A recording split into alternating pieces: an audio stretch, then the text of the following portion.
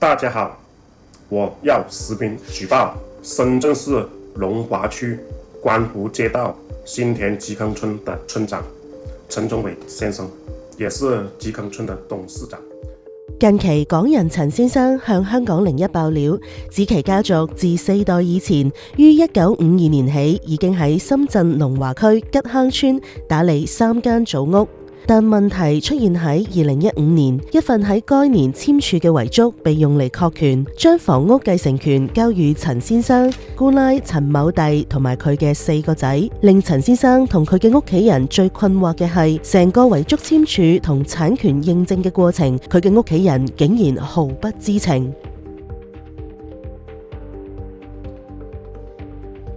陳先生向記者展示咗呢一份關鍵嘅遺囑，當中最重要嘅爭議點集中於文件內容同真實流程唔吻合。遺囑聲稱由深圳市新田吉坑股份有限公司董事長即村長陳聰偉查督，並稱房產歸屬經過村民一致同意，按文件描述涉事房產屬於陳氏夫婦。但記者查證發現，呢份遺囑表面上只有遺囑人陳某弟嘅簽名同指模，以及新田吉坑股份有限公司公章。至於村長同村民簽名，文件上卻一概缺失。陳先生因此質疑，按流程村長應該先簽署文件，公章先可以加蓋，而文件內似乎只有姑奶簽名，村長蓋章但係冇簽名。佢認為咁樣嘅舉動違反流程，甚至質疑係盜用民意。同時，民建聯法律顧問亦都向家屬指出，呢份文件喺法律上根本冇辦法證明業權已經被奪走。換句說話講，即使文件上有公章有文字，但如果認證途徑同法律要求未能符合，爭議就會落喺其能否用作有效確權依據。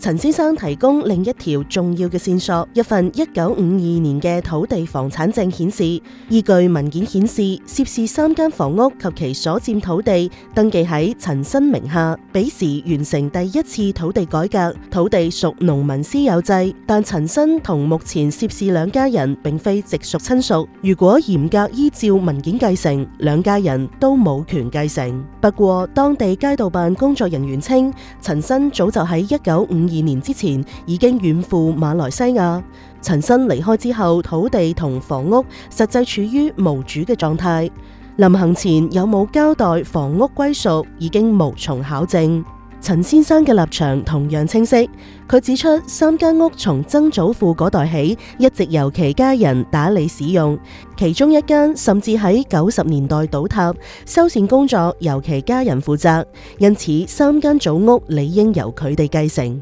我嘅爺爺啊，以前就喺呢度過身嘅，由我阿太到我阿爺到我阿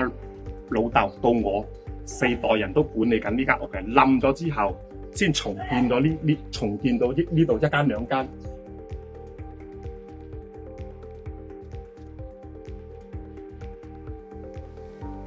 最令人難以信服嘅係公章問題。據陳先生描述，蓋喺遺囑上嘅係深圳市新田吉坑股份有限公司公章，至今成為無頭公案。今年4月7號，陳先生一家同村長陳聰偉喺新田社區工作站見面，村長當場否認公章由佢所蓋，並且向陳先生一家道歉。現場有張姓調解員及 CCTV 錄低證據，但峰回路轉，一位前觀湖街道辦工作人員向香港01透露，當觀湖紀委介入調查嗰陣，村長疑似迫於壓力，竟然又改口承認係自己蓋章。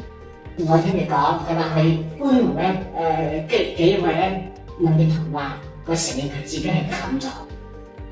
即係話佢填一道門，你承認，你申請你唔承認，即係欺負佢啫。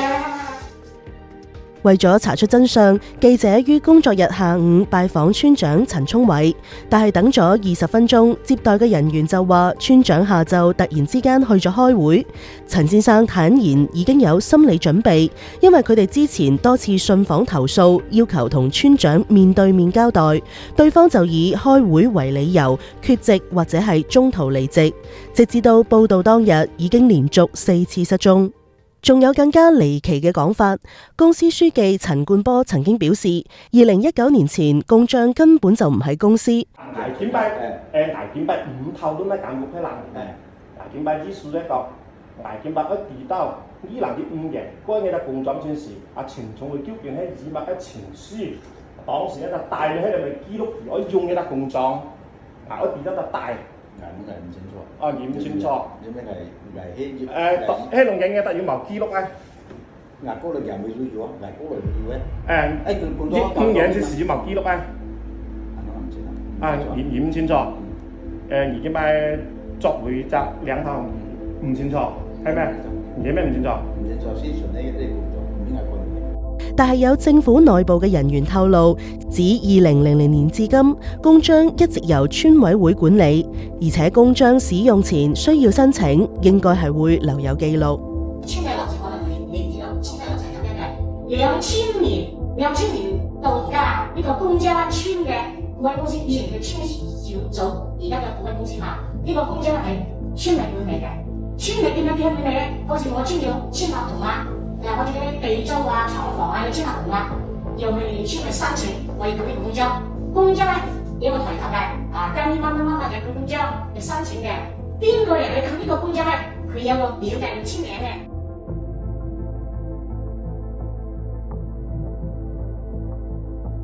除此之外，遺囑其中一個關鍵字眼就係村民一致同意。有吉坑村村民接受採訪之後指出，呢一種一致同意應該開過村民大會，但佢清楚咁記得2015年前後，即係遺囑簽署嘅時間附近，從未開過會。